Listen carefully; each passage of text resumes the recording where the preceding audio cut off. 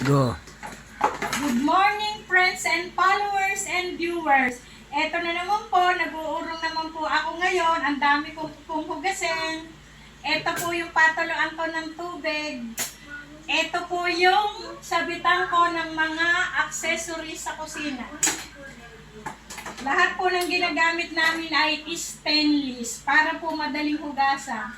Hindi po ito kinakapitan ng taba-taba, mga ganon. Ang dali pong hugasan. Ayan po, hugas po tayo. Para po pagkahugas po, maglalaba naman. Dito ko po siya pinapatulo.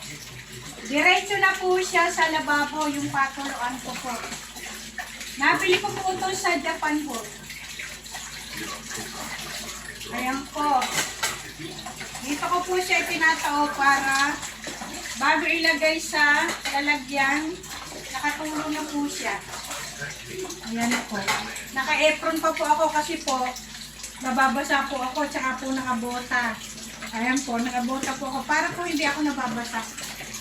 Ganyan po ako mag-urong. Ganyan po ako maghugas ng pinggan. Naka-apron, nakabota. Kasi sanay po ako maghugas sa ilog eh.